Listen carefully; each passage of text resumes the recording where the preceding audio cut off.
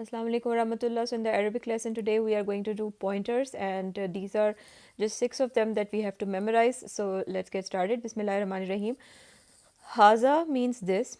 Hazihi means this, and it's feminine. Hazihi is used for feminine, and haulai means these. So haza, hazihi, haulai. Zalika means that. Tilka means that, and it's used for feminine, and ulaika means those. So zalika, tilka, ulaika. Haza, hazihi, haulai. This feminine, and these. Zalika, tilka, ulaika. That feminine, and ulaika is those. So pointing for near things, we use these haza, hazihi, and haulai. When you are pointing to something near, like this is a book, so we use these. And when we are pointing for something far, then we use these ones, zalika, tilka, and ulaika. So pointers, there are a few things that we need to remember. So whenever you see these pointers, haza, hazihi, haulai, zalika, tilka, ulaika, so the thing to keep in mind is that they are proper. So when you have to, when we are asked about what is about if they are common or proper, that they are type, then we'll say that they are proper, always proper. They are also not flexible. So for their flexibility, they are not flexible. Their rafa, nasab, and jar, all three forms will be the same. So haza will be, but how can we know that there is harf of jar and harf of nasab? So if there is a min zalika, min comes before it, we know that min is a harf of jar, that will make zalika jar. And if it's inna zalika, then you know it inna is a harf of nasab, so it will make zalika nasab. But on its own, it's non-flexible. When you, if you have like this zalika alone, then you won't be able to tell. We have to see the context from which we will know that is it the doer, is it the detail of the fail, or is it the word that is coming after of, meaning rafa, nasab, or jar. Then you can make the sentences or fragments with them. So these pointers, they can be used to make sentences, and they can also be used to make fragments. For example, this house. So this house, basically it's not a complete sentence, it's a fragment.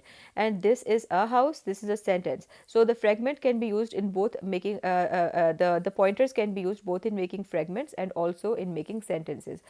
A sentence means that there is an invisible is in it. So whenever there is a sentence, then there is an invisible is there, and in a fragment there is no is.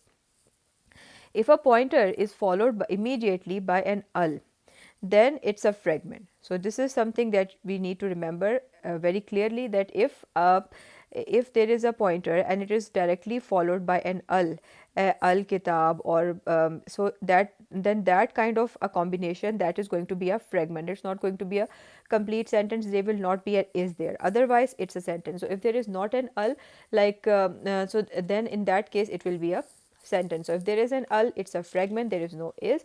And if there is no al, then it's a sentence and there is an is there. So for example, haza kitabun, so is there an al? No, there is not an al, so it means that this is a sentence, so this is a book.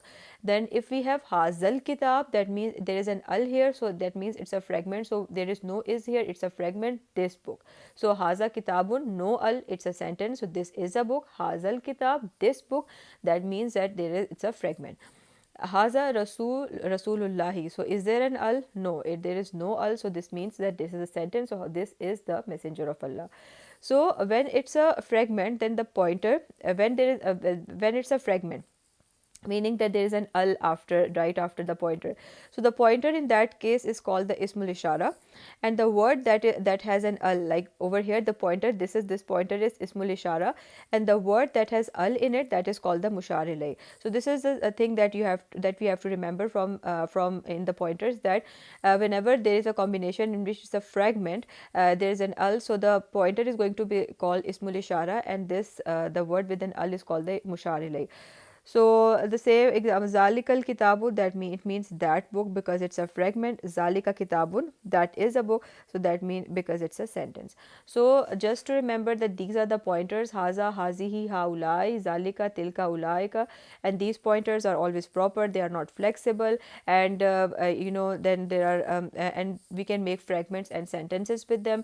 And that's all for today. For the Arabic lesson, inshallah, in the next video we'll continue further. Fi amanillah.